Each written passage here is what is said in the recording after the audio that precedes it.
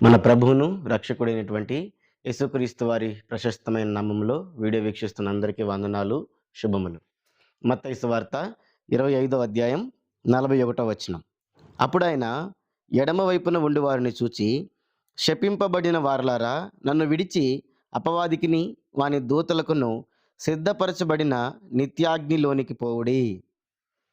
చూడండి, ఎవరి మాట చెబుతున్నారు అనంటే ప్రభు అయిన యేసుక్రీస్తు వారు.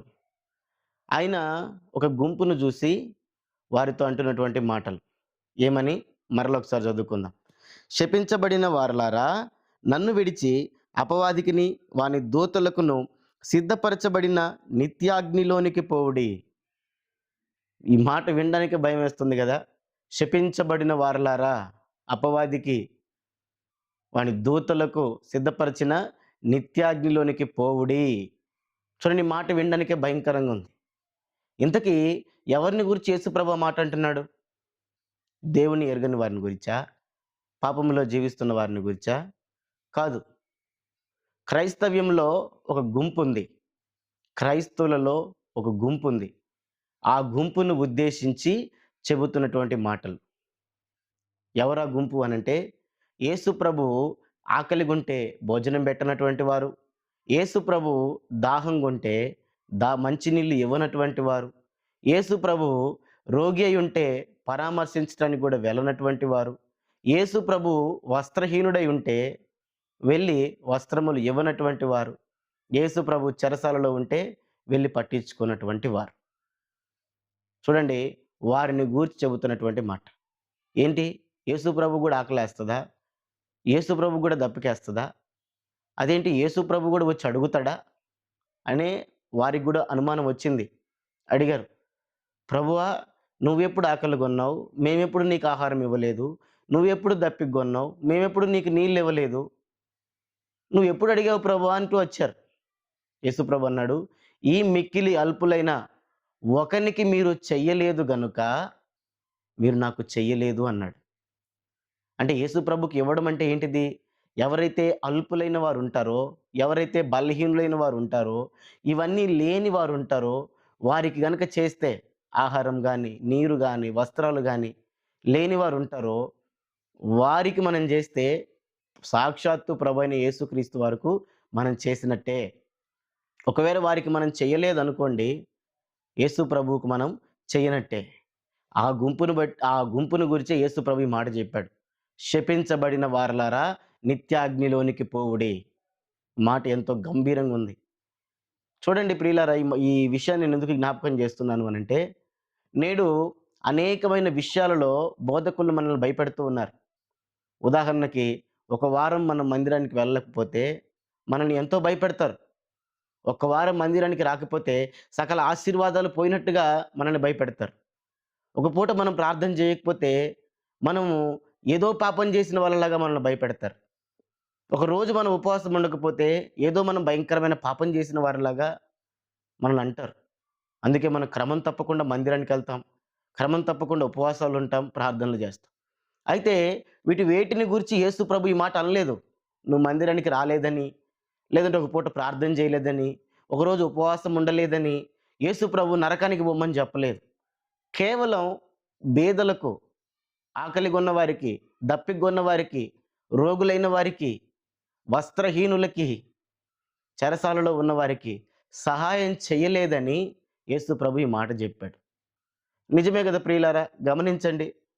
ఈరోజు ఏమవుతుంది? ఇటువంటి విధానము సంఘంలో కనబడుతుందా? ఈరోజు సంఘంలో దేవుని బిడ్డలు ఇటువంటి పనులు చేయగలుగుతున్నారా? చేయలేకపోతున్నారు. ఒకప్పుడు క్రిస్టియానిటీలో ఇవన్నీ ఉండేటివి. ఒకప్పుడు ఎంతగానో మిషనరీలు పరిచర్య చేసేవారు. ఇటువంటి పరిచర్యలన్నీ చేసేవారు. మరి నేడున్న క్రైస్తవులు ఇటువంటి పనులు చేయలేకపోతున్నారు. ఇటువంటివేవి చేయలేకపోతున్నారు. కేవలం ఆదివారం మందిరానికి వెళ్ళొస్తే చాలు, కానుకలు ఇస్తే చాలు, ఇంక సరిపోతుంది, ఇంక ఏం అవసరం లేదు అనేటువంటి భ్రమల్లో బతుకుతున్నారు. మేము దశంభాగాలు ఇస్తున్నాం, స్పాన్సర్‌షిప్పులు చేస్తున్నాం, ఇంక ఏం కావాలి అనేటువంటి ఆలోచనలో ఉన్నారు. కానీ ఇవేవి ప్రభువు పెట్టినవి కావు. ప్రభువు కోరుకున్నది ఇది. ప్రభువు ఆశించింది ఇవి. ప్రభువు నరకానికి పంపిస్తుంది వీటిని బట్టి. నేను మారు మనసు పొందాను, బాప్తీసం తీసుకున్నాను, చాలులే అనుకుంటే కుదరదు. ప్రభువు చెప్పిన మాదిరిలో కూడా మనం జీవించాలి. ప్రభువు వాక్య ప్రకారంగా కూడా మనము జీవించాలి. బీదలకు మనం సహాయం చేయాలి. నేడు ఎంత దారుణమైన పరిస్థితులు సంఘాల్లో మనం చూస్తున్నాము అనంటే, మందిరాలకు వెళ్ళి వందలు, వేలు కానుకలేస్తారు. బయట ఎవరైనా వస్త్రహీనుడు కనిపిస్తే అన్ని వస్త్రాలివ్వరు, అంత ఆహారం పెట్టరు, నీళ్ళివ్వరు. చూసి చూడనట్టు వెళ్ళిపోయే పరిస్థితి లోకంలో కనపడతా ఉంది. అటువంటి పరిస్థితి నేడు క్రైస్తవ్యంలో కనపడతా ఉంది. అది గాదు మనం చేయవలసింది. మనకు ప్రాముఖ్యంగా ప్రభు ఈ పని అప్పగించాడు. మనం చెయ్యాలా. ఇటువంటివన్నీ మనం చెయ్యాల. యేసు ప్రభు ఒక మాట చెప్పాడు లూకాసు వార్తలో. లూకాసు వార్త 14వ అధ్యాయము 12, 13, 14 వచనాలు. మరియు ఆయన తన్ను పిలిచిన వానితో ఇట్లా నేను, నీవు పగటి విందైనను రాత్రి విందైనను చేయనప్పుడు నీ స్నేహితులనైనను నీ సహోదరులనైనను నీ బంధువులనైనను ధనవంతులకు నీ పొరుగు వారినైనను పిలవవద్దు. వారు ఒకవేళ నేను మరలా పిలుతురు గనుక నీకు ప్రత్యుపకారము కలుగును. అయితే నీవు విందు చేయనప్పుడు బీదలను, అంగహీనులను, కుంటివాండ్రను, గుడ్డివాండ్రను పిలువుము. నీకు ప్రత్యుపకారము చేయుటకు వారికేమీ లేదు గనుక నీవు ధన్యుడవగుదువు. నీతివంతుల పునరుత్థానమందు నీవు ప్రత్యుపకారము పొందుదు అని చెప్పెను. ఇక్కడ యేసుక్రీస్తు ప్రభువారిని విందుకు ఆహ్వానించారు. అయితే విందుకు ఆహ్వానించిన వ్యక్తితో యేసుక్రీస్తు ప్రభువారు ఏమని సెలవిస్తున్నారు అనంటే, నువ్వు నన్ను పిలుస్తున్నావు, నేను విందుకు రావాలి అనంటే, నువ్వు వెళ్ళి విందు చేసేటప్పుడు ఏం చెప్పాడు? నీ బంధువులనైనను, సహోదరులనైనను, స్నేహితులనైనను, ధనవంతులైన నీ పొరుగు వారిని పిలవద్దు అన్నాడు. ఎందుకు? వారు మరలా నిన్ను పిలుస్తారు కాబట్టి నీకు ఏం చెప్పాడు? ప్రత్యుపకారము కలుగును అన్నాడు. అయితే నీవు విందు చేయనప్పుడు బీదలను, అంగహీనులను, కుంటి వాళ్ళను, గుడ్డి వాళ్ళని పిలవమన్నాడు. వీరిని ఆహ్వానించమన్నాడు. ఇది ప్రభు మనకు నేర్పించినటువంటి ఒక క్రమం. ప్రభు మనకు ఆజ్ఞాపించినటువంటి క్రమం. వాస్తవంగా చెప్పండి, నేటిటువంటి క్రమము ఎక్కడైనా జరుగుతుందా? ఈరోజు పెద్ద పెద్ద మీటింగులు పెట్టుకుంటారు, పెద్ద పెద్ద కార్యక్రమాలు చేస్తారు, గంభీరంగా అన్ని రకాల వంటకాలు ప్రిపేర్ చేస్తారు, సిద్ధపాటు చేస్తారు.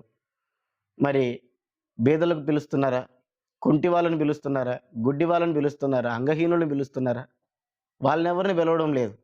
పెద్ద పెద్ద వాళ్ళని, పెద్ద పెద్ద సేవకుల్ని, మన బంధువుల్ని, ఇటువంటి వారిని పిలిచి విందులు చేసుకుంటున్నారు. మనమే విందు చేసుకుంటున్నాం, మనమే తింటున్నాం. పొరుగువాడికి ఏ మేలు కూడా లేదు. పొరుగువాడికి ఏ మేలు లేదు. యేసు ప్రభు చెప్పిన క్రమాన్ని ఎవరు పాటిస్తున్నారు ఈ రోజుల్లో? లేదు. అందుకే అన్నాడు, అన్నీ మర్చిపోయినారు కాబట్టి, యేసు ప్రభువును మర్చిపోయినారు కాబట్టి నిత్యాగ్నిలోనికి పోవుడి అన్నాడు. మనం ఇవి చెయ్యాలని ప్రభువు ఈ వాక్యం ద్వారా మీకు హెచ్చరిక చేస్తున్నాడు. ఈరోజు ఏం చేస్తున్నారు చెప్పండి? మనం ఏమనుకుంటున్నాం? విశ్వాసులు ఏమనుకుంటున్నారు?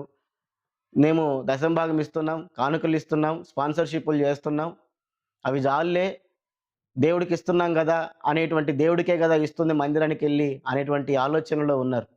మరి ఆ కానుకలు తీసుకునే సేవకులు ఏమైనా చేస్తున్నారా? వాళ్ళేమీ చేయడం లేదు. వాళ్ళేం చేస్తున్నారు? పెద్ద పెద్ద మందిరాలు కడుతున్నారు. వాటికి డెకరేషన్లు, లైటింగులు, వ్యర్థమైన ఖర్చులన్నీ చేసి దేవుని సొమ్మంతా నాశనం చేస్తున్నారు. విశ్వాసులేమో బాధ్యతను మర్చిపోయారు.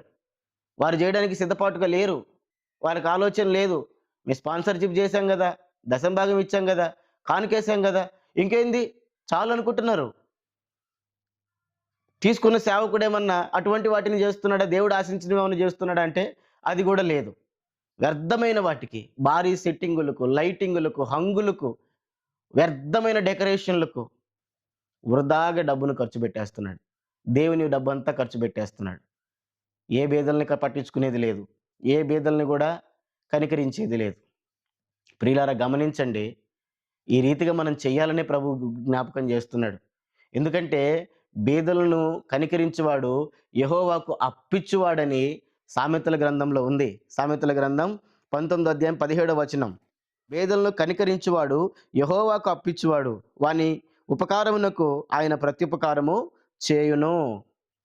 బేదల్ని కనికరించి డబ్బులు ఇచ్చేవాడు యెహోవాకే అప్పిచ్చువాడు, దేవునికి అప్పిచ్చువాడు. మరి ఈరోజు మనం దేవునికి ఇస్తున్నామా? దేవునికి ఇస్తున్నామా? లేదు. మనమేమో దశంభాగం ఇస్తే చాలనుకుంటున్నాం. కానీ కానే కాదు. సరిపోదు. మన బాధ్యతలను విడిచిపెడుతున్నాం. మనం దేవుని ఆజ్ఞలను విడిచిపెడుతున్నాం. దేవుడు చెప్పిన క్రమాన్ని విడిచిపెడుతున్నాం. మనకు నచ్చినట్టుగా చేసుకుంటున్నాం. స్తుతి కూడికలని, ఆ కూడికలని ఎంతో గంభీరంగా డబ్బులు ఖర్చు పెడుతూ ఉంటాం. మరి అందులో కొంత భాగాన్నైనా మనం పేదలకు ఇవ్వచ్చు గదా! కొంత భాగాన్నైనా దేవుని కొరకు, దేవుని బిడ్డల కొరకు, లేదంటే విధవరాళ్ళ కొరకు, బీదల కొరకు ఖర్చు పెట్టొచ్చు గదా! ఖర్చు పెడుతున్నామా? ఏం ఖర్చు పెట్టట్లేదు. చూడండి, నేడు భక్తి ఎలా తయారైపోయింది అంటే, నేడు భక్తి ఏ రీతిగా మారిపోయింది అనంటే, ఆచారమైన భక్తి. మందిరానికి రావడం, పోవడం. అంతకు మించి ఇంకేమీ లేదు. మందిరానికి రావడం, వెళ్ళిపోవడం. అంత కానుకేసుకొని వెళ్ళిపోవడం. ఆచారంగా తయారైపోయింది. ఇంకొంతమంది భక్తి ఎలా చేస్తున్నారు అనంటే, వ్యాపారంలాగా చేస్తున్నారు. మందిరానికొస్తారు, ప్రార్థన చేస్తారు. ప్రభువా నాకిది జెయి, నేను నీకిది జేస్తానంటారు. ప్రభువా నాకిది జెయి, నీకింత స్పాన్సర్‌షిప్ నేను జేస్తానంటారు. ప్రభువా నాకు ఉద్యోగమివ్వు, నాకు ఆరోగ్యమివ్వు, నాకు ఈ అప్పులు తీర్చు, అది జెయి, ఇది జెయి ప్రభువా. నేను నీకు స్పాన్సర్‌లు జేస్తాను, నేను నీకు దశంభాగం ఇస్తాను, నేను నీకు అది జేస్తాను, ఇది జేస్తానని డీల్స్ మాట్లాడుకుంటున్నారు దేవునితోటి. ఏం భక్తిది? ఎక్కడి భక్తిది? ఎవరు నేర్పించారు ఈ భక్తి? డీల్స్ మాట్లాడుకుంటున్నారు. చింతించాల్సిన, బాధపడాల్సిన పరిస్థితి ఏంటిది అనంటే, మన దౌర్భాగ్యం ఏంటిది అనంటే, నేడున్న సేవకులు గూడా దాన్నే ప్రోత్సహిస్తున్నారు. దేవునితో ఒడంబడిక జేసుకోండి. దేవునితో నిబంధన జేసుకోండి. దేవునితో వ్యాపారం మాట్లాడండి. డీల్ కుదుర్చుకోండి. ఉద్యోగం ఇస్తే స్పాన్సర్‌షిప్ జేస్తానని, ఉద్యోగం ఇస్తే మొదటి జీతం ఇస్తానని. ఏందిది? ఎక్కడివివి? ఇది గాదు భక్తి. ఇంకొంతమంది భక్తి అంటే ఏ రీతిగా జేస్తున్నారు? చాలా భారీ హంగామా. దేవుడు ఉద్యోగం ఇచ్చాడా? స్తుతి కూడిక పెట్టాలా? 10 మంది పాస్టర్‌లను పిలవాలా? 100 మంది విశ్వాసులను పిలవాలా?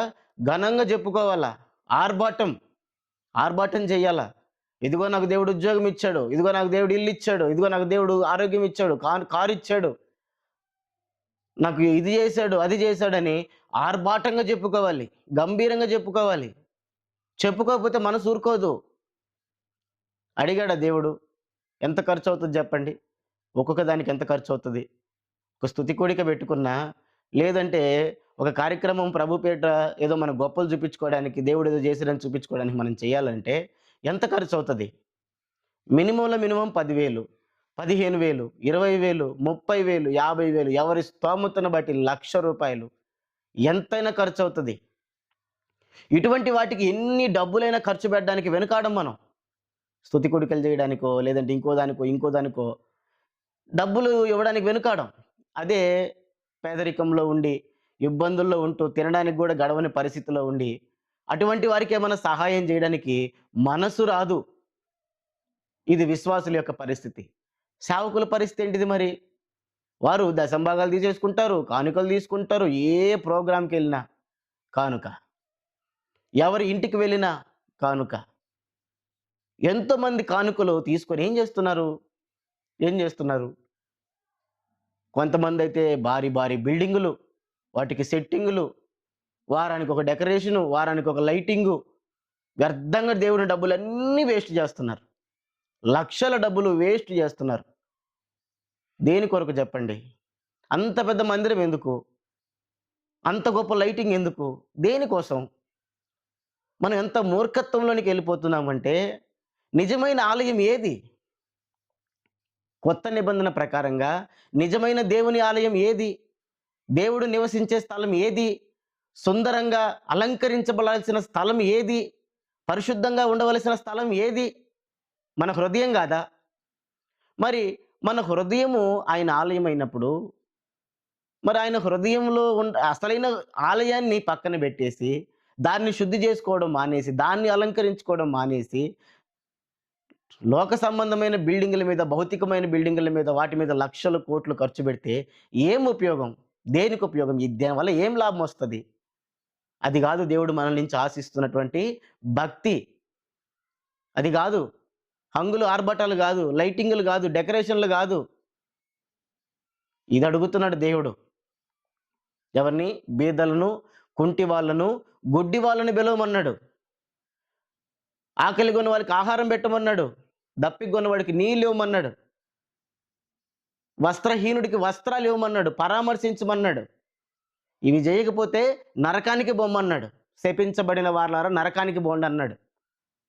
మరి ఇంత కఠినమైన హెచ్చరికలు బైబిల్‌లో ఉంటే, ఇంత కఠినమైన రీతిగా ప్రభు అయిన యేసుక్రీస్తు వారు మాట్లాడుతుంటే, మనమేమో ఎంచక్కా భక్తి చేసుకుంటున్నాం. కాదు ప్రియులరా, ఇది కరెక్ట్ గాదు. యాకోబు భక్తుడు ఒక మాట చెబుతాడు. చూడండి ఆ మాట, యాకోబు రాసిన పత్రిక మొదటి అధ్యాయం 27వ వచనం.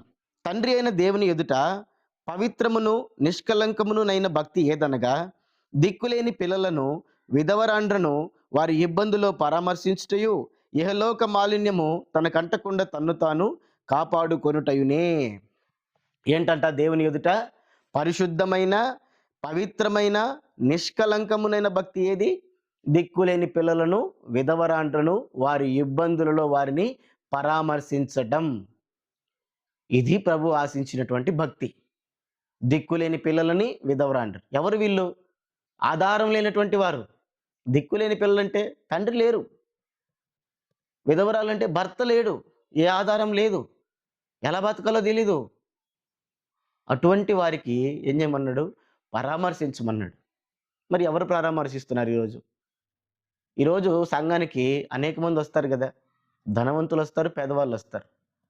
ఆ సంఘస్థులలో చూడండి, ఎంతోమంది పేదవాళ్ళు ఉంటారు. ఎంతోమంది ఒక పూట తిండికి లేని వాళ్ళు ఉంటారు. నా కళ్ళారా చూసినాను. ఎన్ని శ్రమల గుండా వెళ్తుంటారో, ఎన్ని ఇబ్బందుల గుండా వెళ్తుంటారో. బిడ్డలు వదిలేసిన వాళ్ళు కొంతమంది ఉంటారు. బిడ్డలు కోల్పోయిన వాళ్ళు కొంతమంది ఉంటారు. అసలు ఏం చేయాలో దిక్కుతోచని స్థితిలో ఉంటారు.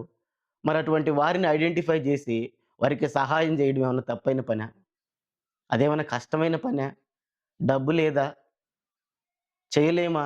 శక్తి లేదా? మరి ఎన్ని సంఘాలలో ఈ క్రమాన్ని మనం చూస్తున్నాం చెప్పండి. ఇది కాదు, కరెక్ట్ కాదు. సహోదరుడు ఇబ్బందుల్లో ఉన్నప్పుడు పరామర్శించకుండా, సహోదరుడు ఇబ్బందుల్లో ఉన్నప్పుడు వాడికి సహాయం చేయకుండా, ప్రార్థన చేస్తే ఏం ఉపయోగమని అదే యాకోబు భక్తుడు చెబుతాడు కదా. యాకోబు రాసిన పత్రిక 2వ అధ్యాయం 14వ వచనంలో, నా సహోదరులారా, క్రియలు లేనప్పుడు ఎవడైనను తనకు విశ్వాసము కలదని చెప్పిన ఎడల ఏమి ప్రయోజనము? అట్టి విశ్వాసం అతన్ని రక్షింపగలదా? సహోదరుడైనను సహోదరి అయినను దిగంబరులై ఆనాటికి భోజనము లేక ఉన్నప్పుడు మీలో ఎవడైనను శరీరంలో కావలసిన వాటిని ఇయ్యక సమాధానముగా వెలుడి, చలి కాచుకొనుడి, తృప్తి పొందుడని చెప్పిన ఎడల ఏమి ప్రయోజనము? ఏం చెప్పాడు? చాలా స్పష్టంగా చెబుతున్నాడా లేదా? సహోదరుడైనా సహోదరి అయినా ఆనాటికి భోజనం లేక ఇబ్బందుల్లో ఉన్నప్పుడు వెళ్ళి వారికి సహాయం చేయకుండా, సమాధానంగా వెళ్ళు, చలిగాచుకో, ప్రార్థన చేద్దాం, దేవుడు సహాయం చేస్తాడని ఇసుమంటి మాటలెందుకు? ఇది క్రియలు లేని విశ్వాసం. ఇది మృతమైన విశ్వాసం, చచ్చిన విశ్వాసం. అరే, విశ్వాసమే చచ్చిపోయినప్పుడు ఆ విశ్వాసాన్ని కలిగి ఉన్న విశ్వాసం ఎలా బతుకుతాడు? బ్రతకడు. అందుకే అన్నాడు, శపించబడిన వారలారా నిత్యాగ్నిలోనికి పోవుడి చెప్తూ వచ్చాడు యేసుప్రభు. ఎక్కడున్నాయి చెప్పండి? నాడు అపోస్తలులు ఏం చేశారు? అందరూ తమ స్థిరాస్తులన్నీ అమ్ముకొని తీసుకొచ్చి అపోస్తలుల పాదాల దగ్గర పెడితే ఏం చేశారు వాళ్ళు? పెద్ద పెద్ద మందిరాలు కట్టలేదు, పెద్ద పెద్ద సెట్టింగ్లు వేయలేదు. లేని వారందరికీ పంచిపెట్టారు, అక్కరి కొలది పంచిపెట్టారు. మరి ఈరోజు తీసుకునేదే చూస్తున్నాం తప్ప ఇచ్చేది ఎక్కడ కనపడుతుంది? కనపడడం లేదు. చాలామంది భ్రమల్లో బ్రతుకుతున్నారు. ఎటువంటి భ్రమ అంటే, నేను దేవుని మందిరంలో పరిచర్య చేస్తున్నాను, నాకేంటి ఇబ్బంది? దేవుని మందిరంలో చేపలు తీస్తున్నాను, లేదంటే దేవుని మందిరంలో బాత్రూంలు కడుగుతున్నాను, టాయిలెట్లు కడుగుతున్నాను, చెప్పులు స్టాండ్ దగ్గర ఉన్నాను, ఇదే దేవుని పరిచర్య అనుకుంటున్నారు. సేవకులు ఏమనుకుంటున్నారు? నేను వాక్యం చెబుతున్నాను, ప్రార్థనలు చేస్తున్నాను, అనేకమైన మీటింగులు పెడుతున్నాను, ఇదే దేవుని పరిచర్య అనుకుంటున్నారు. కాదు, అది కాదు. యేసుప్రభు చెబుతాడు లూకా సువార్తలో 10వ అధ్యాయం 30 నుంచి 35 వచనం వరకు మనం చూస్తాం. ఇది యెరూషలేము నుండి యెరికోకు ఒక వ్యక్తి దిగిపోతూ ఉన్నాడు. దొంగల చేతిలో చిక్కబడ్డాడు. వాడు అన్ని దోచుకొని పోయారు. వాడు కొనుపిరితో పడున్నాడు. మొట్టమొదటి వచ్చింది ఎవరు? యాజకుడు. యాజకుడు ఎవరు చెప్పండి? పాపక్షమాపణ ప్రకటించే వ్యక్తి. పాస్టర్ నేటి భాషలో చెప్పాలనంటే. దేవునితో మాట్లాడే వ్యక్తి, దేవుని దగ్గర సమాచారం తీసుకొచ్చే వ్యక్తి, మందిరంలో పనిచేసే వ్యక్తి. ఆ వ్యక్తి చూసి చూడకుండా వెళ్ళిపోయాడు. ఎందుకు? నేను ఆల్రెడీ దేవుని మందిరంలో పరిచర్య చేస్తున్నాను. అదే పరిచర్య అనుకున్నాడు. తర్వాత ఎవరొచ్చారు? లేవీడొచ్చాడు. ఇతనెవరు? మందిరంలో పరిచారకుడు. మందిరంలో పనులు చేసే వ్యక్తి. యాజకుడికి సపోర్ట్‌గా ఉండే వ్యక్తులు వీళ్ళు. అతనేమనుకున్నాడు? అతను కూడా చూసి చూడనట్టు వెళ్ళిపోయాడు. ఎవరొచ్చాడు చెప్పండి తర్వాత? ఎవరొచ్చారు? సమరయుడొచ్చాడు. సమరయుడొచ్చి అతన్ని పూటకూళ్ళ వాని ఇంటికి తీసుకెళ్ళి అక్కడ తనకు కావాల్సినవన్నీ సమకూరుస్తూ వచ్చాడు. యేసుప్రభు అడిగాడు, ఇంతకీ ఆ దొంగల చేతిలో చిక్కబడిన వ్యక్తికి పొరుగువాడు ఎవరు అంటే సమరయుడు. ఏం చెబుతున్నాడు యేసుప్రభు అంటే అక్కడ? దేవుని సేవకులలో, దేవుని పరిచారకులలో, దేవుని బిడ్డలలో ప్రేమ లేదు. అన్యుడిలో ఉంది ప్రేమ. అన్యుడు చేస్తున్నాడు ఆ కార్యక్రమాలు. ఈరోజు మనం చూడట్లేదా? ఒక చర్చి తరపున ఎన్ని చోట్ల అన్నదాన కార్యక్రమాలు జరుగుతున్నాయి. ఎన్ని చోట్ల వస్త్రాలు పంపిణీ జరుగుతుంది. ఎన్ని చోట్ల మెడిసిన్స్ డిస్ట్రిబ్యూట్ జరుగుతుంది. ఎన్ని చోట్ల జరుగుతుంది. అది అన్యులు చూడు. ఎన్ని చోట్ల దాన్నేమంటారు? నిత్య అన్నదాన కార్యక్రమాలు చేస్తున్నారు. వస్త్రాలు పంచే కార్యక్రమం చేస్తున్నారు. మెడిసిన్స్ పంచుతున్నారు. ఎన్నో కార్యక్రమాలు చేస్తున్నారు. మన వాళ్ళు ఏంటంటే సువార్త చెబితే చాలు, వాక్యం చెబితే చాలు, మందిరంలో సాపలు ఎత్తితే చాలు, మందిరంలో పని చేస్తే చాలు. ఇంతే భక్తి. ఇంక ఏం భక్తిలే అనుకుంటున్నారు. కాదు. దేవుడు ఆశించిన భక్తి ఇది కాదు. నీవు ఆ శపితమైన గుంపులో ఉండకుండా ఉండాలి అనంటే ప్రభువుకు అడిగినవి ఇవ్వు. ఆకలిగొన్న వారికి ఆహారం పెట్టు. దప్పికొన్న వారికి దాహం తీర్చు. అనారోగ్యంతో ఉన్న వారిని పరామర్శించు. బంధించబడిన వారి దగ్గరికి వెళ్ళు. వస్త్రాలు లేని వారికి వస్త్రాలు లేవు. ఆ పని చేయి. యెహోవాకు అప్పిచ్చిన వాడు అవుతావు. దేవునికి సాక్షాత్తు ప్రభు అయిన యేసుక్రీస్తు వారికి చేసిన వాడు అవుతావు. అప్పుడు నిన్ను బట్టి ఏమంటాడో తెలుసా? యేసుక్రీస్తు ప్రభువారు, ఆశీర్వదించబడిన వాడా, ఆశీర్వదించబడిన వారలారా రండి అంటాడు. చూడండి ఆ మాట ఎంత బాగుంటుందో. మత్తయి సువార్త 25వ అధ్యాయం 34వ వచనం. అప్పుడు రాజు తన కుడివైపున ఉన్న వారిని చూచి, నా తండ్రి చేత ఆశీర్వదించబడిన వారలారా రండి, లోకము పుట్టినది మొదలుకొని మీ కొరకు సిద్ధపరచబడిన రాజ్యమును స్వతంత్రించుకొనుడి. చూడండి ఎంత గొప్ప మాట. రండి, ప్రభు యొక్క ఆహ్వానం. ఏమని? ఆశీర్వదించబడిన వారలారా రండి, స్వతంత్రించుకోండి, మీ కొరకు సిద్ధపరిచిన రాజ్యాన్ని స్వతంత్రించుకోండి. ఎందుకంటే ఆకలిగా ఉన్నవాడికి ఆకలి తీర్చావు, దాహంలో ఉన్నవాడి దాహం తీర్చావు, వస్త్రహీనుడికి వస్త్రాలు ఇచ్చావు, రోగిని వెళ్ళి పరామర్శించావు. ప్రియులారా, ప్రభు ఈ సాక్ష్యం మన పక్షంగా పలుకుతున్నప్పుడు ఎంత ఆనందం, ఎంత సంతోషం. నేడు నేను దశంభాగం ఇచ్చాను అంతే అని నువ్వు అనుకుంటున్నావేమో. అదే దేవునికి కానుక ఇవ్వడం అనుకుంటున్నావేమో. అదే దేవునికి ఇవ్వడం అనుకుంటున్నావేమో. దేవునికి నేను పరిచర్య చేస్తున్నాను, మందిరంలో సాపులు తీస్తున్నాను, బాత్రూంలు కడుగుతున్నాను, అన్ని కార్యక్రమాల్లో నేను తోడ్పడుతున్నాను, ఇదే దేవుని పరిచర్య అనుకుంటున్నావేమో. కానీ కాదు, సరిపోదు. అది సరిపోదు. దేవుడు చెప్పిన ఈ క్రమాన్ని మనం చేయాలి. సేవకులారా, విశ్వాసులారా, ఎవరైనా కానీ ఈ క్రమాన్ని నేడు మనం విడిచి ఉన్నాం. సరి చేసుకోవాల్సిన అవసరం ఎంతైనా ఉంది. సరి చేసుకోవాలి. స్తుతి కోడికలకు లేదంటే ఏదో దేవుడు చేసిన మేలు కొరకని చెప్పి కార్యక్రమాలు పెట్టి ₹1000 ఖర్చు పెట్టుకోకండి. మీరు విందు చేసేటప్పుడు కుంటి వాళ్ళని, గుడ్డి వాళ్ళని, అంగహీనుల్ని, పేదల్ని పిలవండి. వారికి ఆహారం పెట్టండి. వారి కడుపు నింపండి. అప్పుడు నీవు ధన్యుడు అవుతావు. నీతిమంతుల పునరుత్థానమందు నీకు ఫలం కలుగుతుంది. నువ్వు ధన్యుడు అవుతావు. అట్టి ధన్యతలోకి ప్రభువైన యేసుక్రీస్తు వారు మనలందరినీ నడిపించునుగాక.